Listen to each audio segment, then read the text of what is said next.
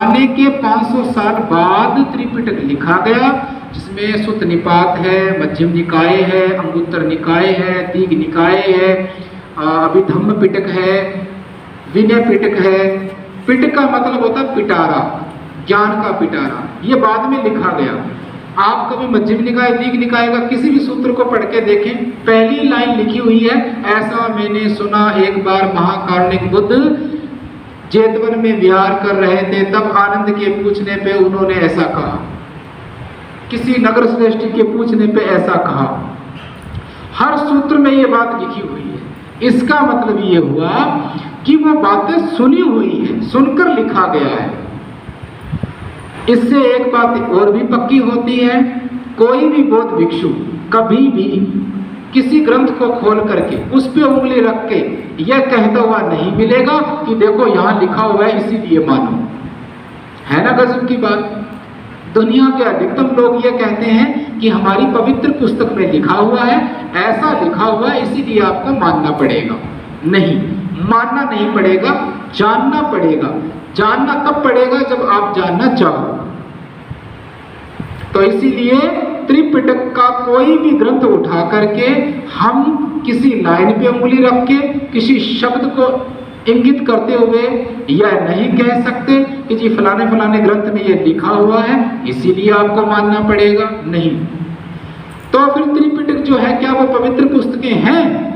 सवाल यह है, हो सकता है। उनको पवित्र कहने में धोखा है। हमारे जो बौद्ध धर्म के ग्रंथ है वो पवित्र नहीं है। क्या बौद्ध धर्म के जो ग्रंथ हैं वो पवित्र नहीं है? क्यों पवित्र नहीं है? ऐसा तो कोई कहते हुए नहीं मिलेगा। अपने धर्म ग्रंथों को हर कोई कहता पवित्र है, यही कहते हैं ना। और प्योर है, ईश्वर ने लिखे हैं, साक्षात ईश्वर ने लिखे हैं, ऐसा नहीं। बुद्ध के विषय में ये बात करना मूर्खता है। त्रिपिटक पवित्र नहीं है तो क्या है? उपयोगी है। कह पाओगे ऐसा? कभी कोई पूछेगा तो क्या कहना पड़ेगा? पवित्र नहीं है, उपयोगी है, महत्वपूर्ण सूचनाओं का संग्रह है। साधारण भाषा में बोलता हूं, बौद्ध धर्म के जो ग्रंथ हैं वो पवित्र नहीं है। पवित्र कहने का मतलब है उसमें जो जो लिखा हुआ है उसको आपको मानना ही पड़ेगा, समझने की कोई जरूरत नहीं है। जैसा जैसा अर्थ गुरुजी कर दे वैसा वैसा पक्का कर लो, फिर अलाप करते डोलो। नहीं, बुद्ध कहते हैं ये गलत है। इधर वाले ध्यान दीजिएगा। मैं कोशिश करूंगा कि आपको अपनी जुबान में समझ में आए। बौद्ध धर्म के जो ग्रंथ है वो पवित्र कहने से नुकसान होता है। क्यों होता है? जब हम उन ग्रंथों को पवित्र कह लेते हैं तो सीखने सिखाने के काम से बच लेते हैं। जब हम किसी पुस्तक को हॉली बुक कहते हैं, हॉली माने अंग्रेजी में पवित्र, जब पवित्र मान लिया तो उसकी छानबीन नहीं हो सकती। है ना गजब बात। जब आपने एक बार पवित्र बोल दिया, पूजनीय वंदनीय बोल दिया, तो उसकी छानबीन करने की संभावना 0 हो जाती है। यह स्वाभाविक बात है। इसीलिए आप पहली मुलाकात में किसी को पवित्र, किसी को महान नहीं कहें, इससे बचें। उतना ही कहें जितने के वो लायक है, चाहे पुस्तक हो, शिलालेख हो या व्यक्ति हो। तो ये ग्रंथ पवित्र नहीं है तो क्या है?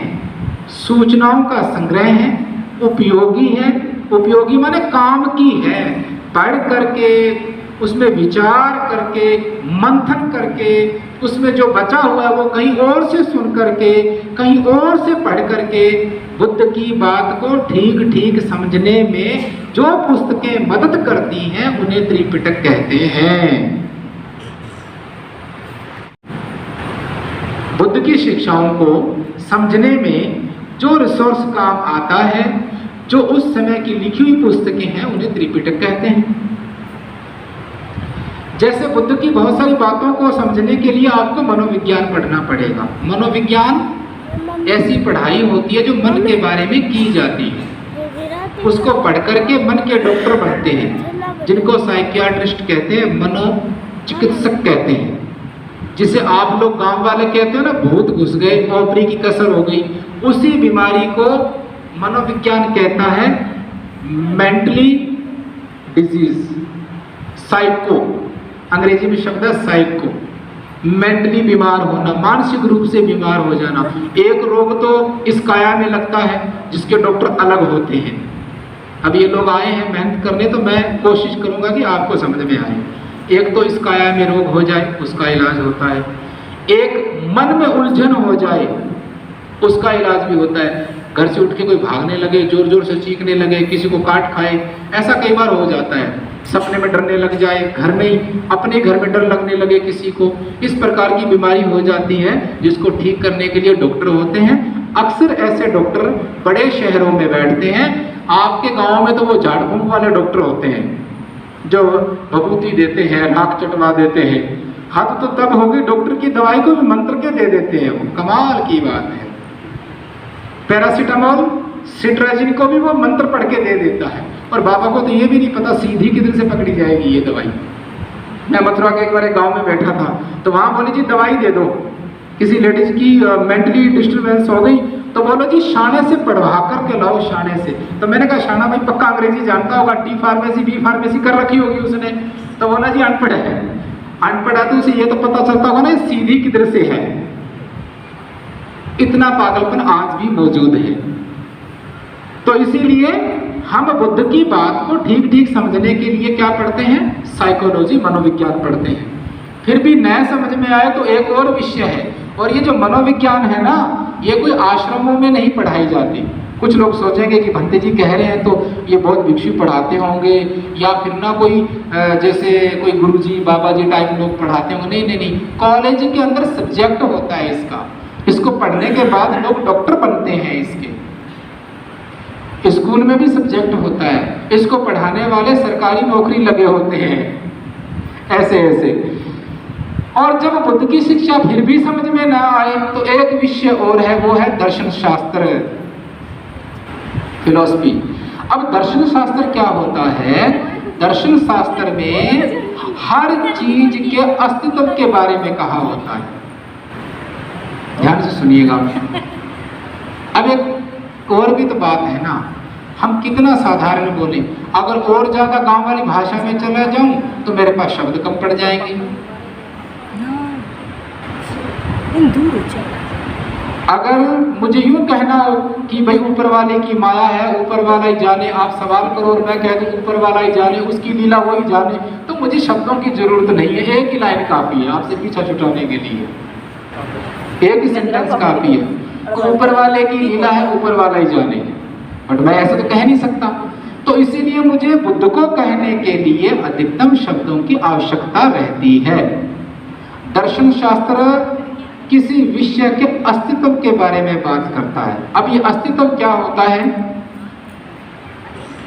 अस्तित्व का मतलब है कोई चीज इस संसार में पाई जाती है या नहीं पाई जाती। एक बात, अगर पाई जाती है तो वो कैसे पाई जाती है और क्यों पाई जाती है।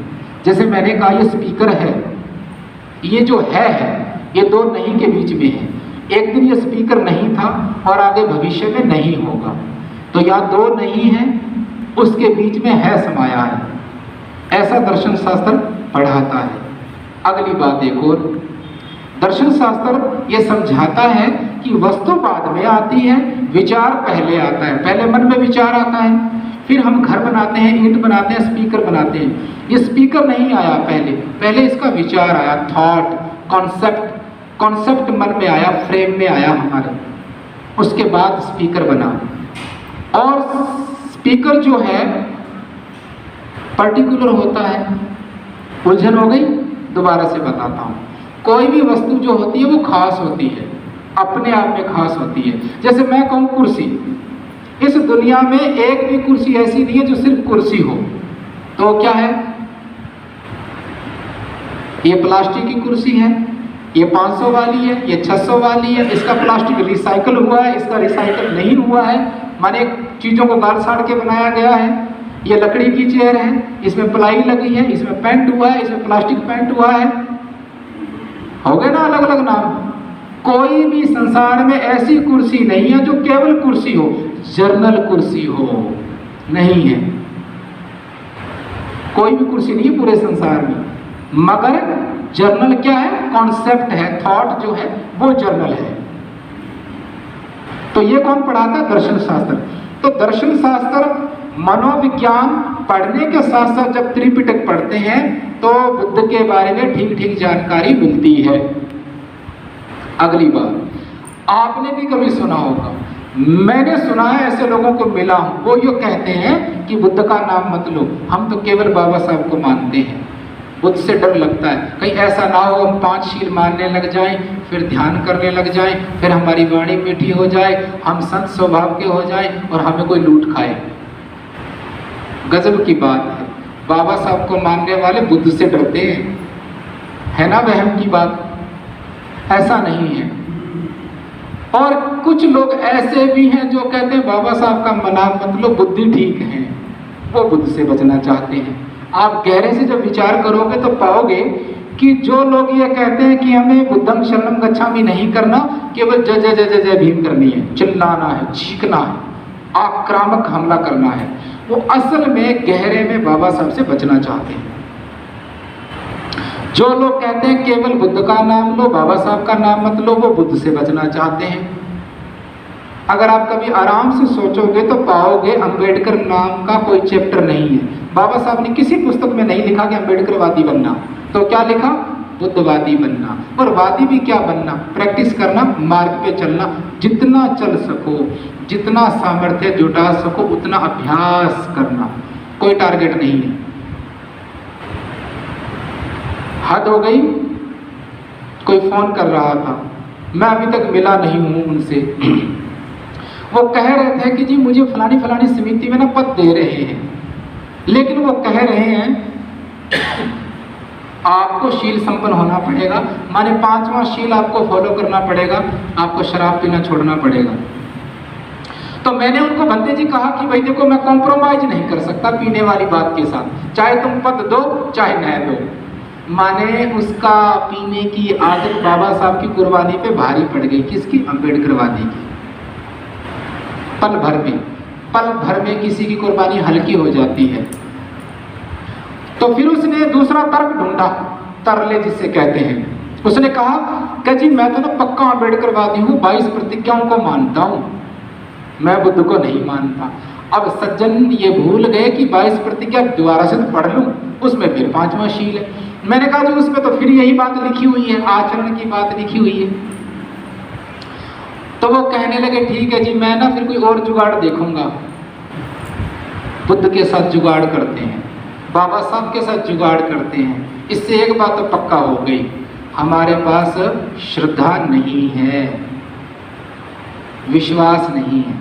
तो फिर क्या है? सवाल ये अब आपका हो जाना चाहिए था, तो फिर क्या है? सनक है। इसे कहा जा सकता है द स्नोबरी ऑफ अंबेडकर मिशन। जिस प्रकार आधुनिकता के लोग दम्भी हो जाते हैं ना, घमंड आ जाता आधुनिकता का, 2 फोन 3 फोन, बड़ी सी गाड़ी, यूं ही जरूरत नहीं है फिर भी गाड़ी पे जाओ, फोन की जरूरत नहीं है फिर भी कर्जा लेके ले आओ। इसे कहते हैं अहम, आधुनिकता का अहम, मॉडर्निटी का दम, द स्नोबरी ऑफ मॉडर्निटी। बहुत बड़ा चैप्टर है इसमें। उसी प्रकार एक सनक बैठ गई है। अगर एक अर्थ में कहा जाए तो ये मिशन नहीं है, एक ऐसी लड़ाई है, झगड़ा है, विवाद है अपने आप में। ठीक कैसे होगा? प्रशिक्षण से। ठीक कैसे होगा?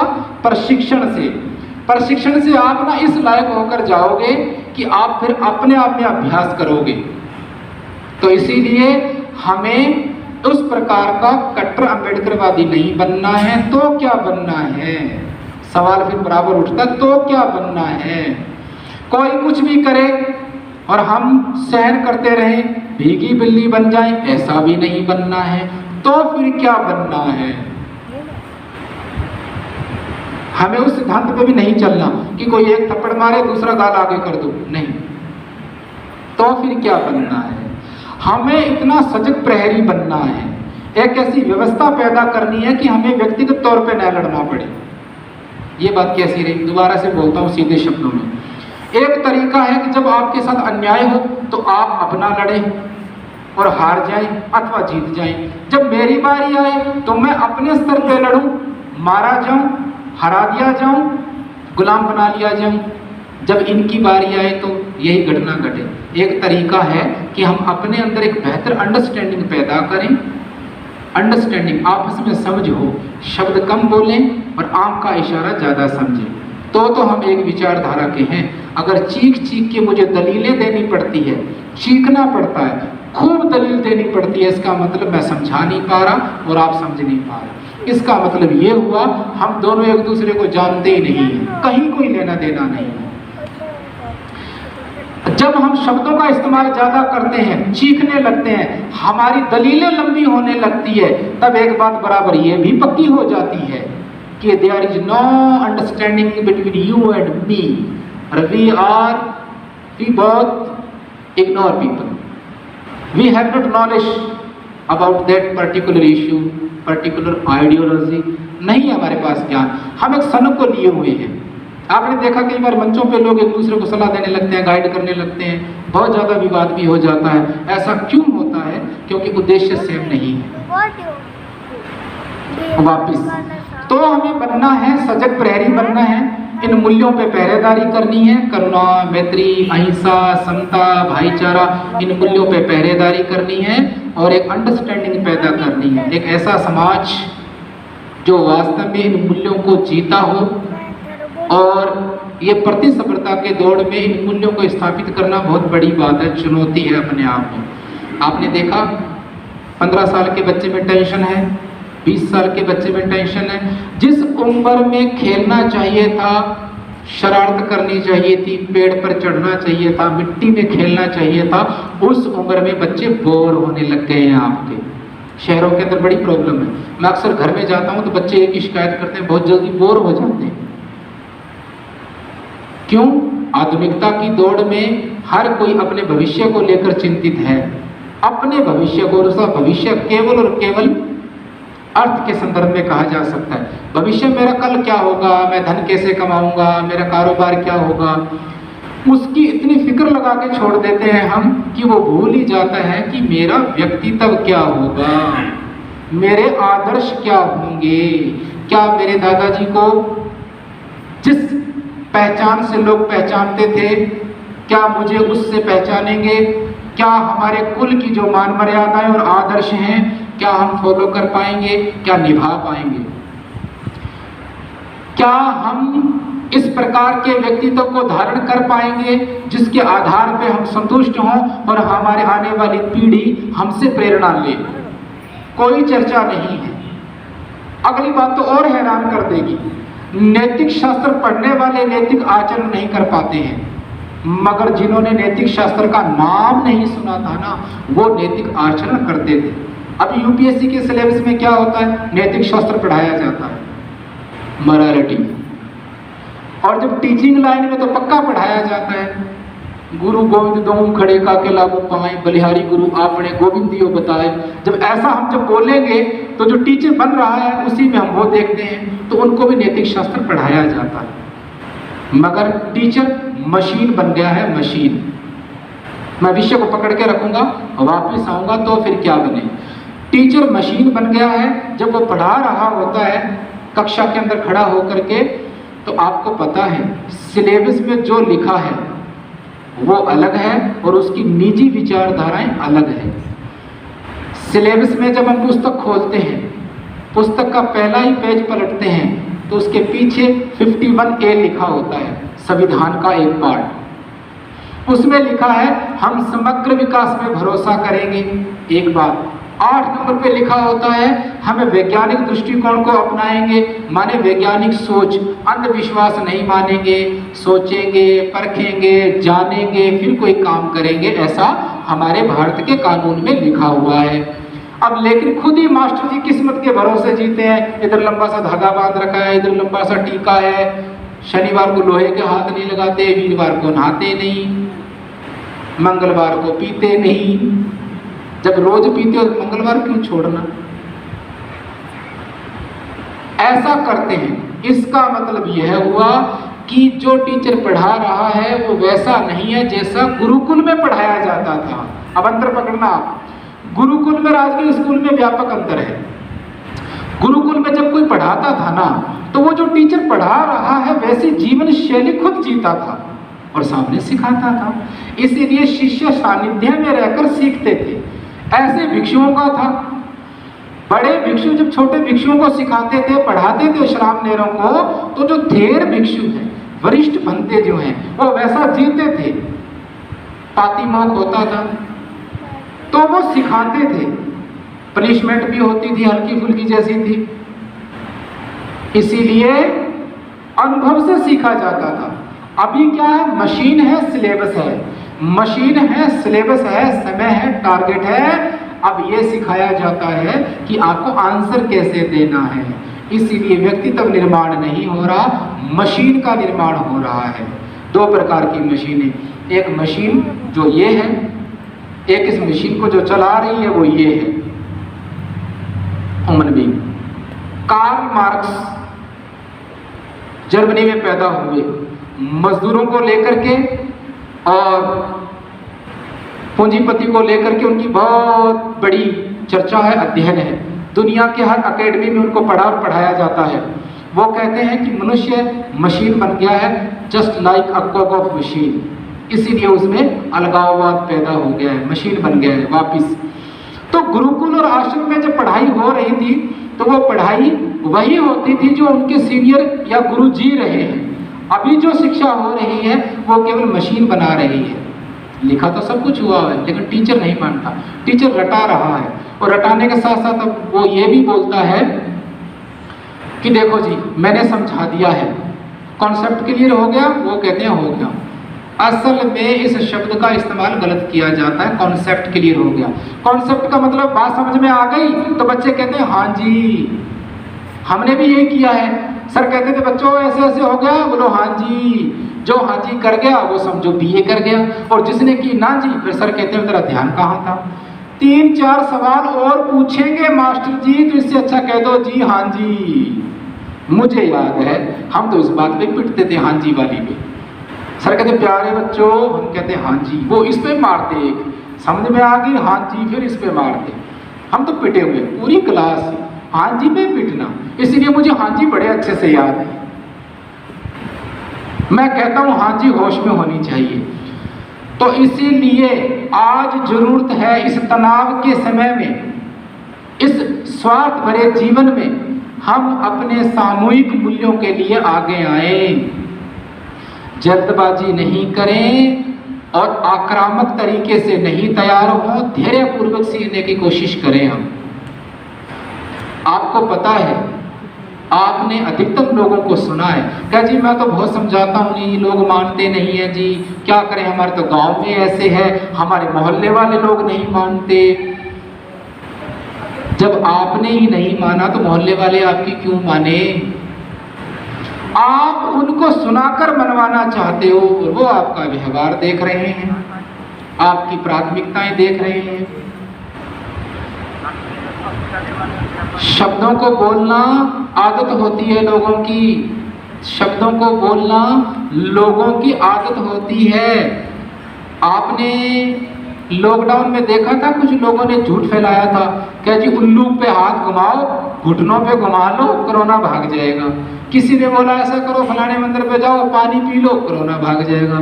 किसी ने बोला नदी में नहा लो, तालाब में नहा लो। ऐसी ऐसी बातें हम सब ने सुनी। ये हमारा साझा अनुभव है, राजस्थान की बात है।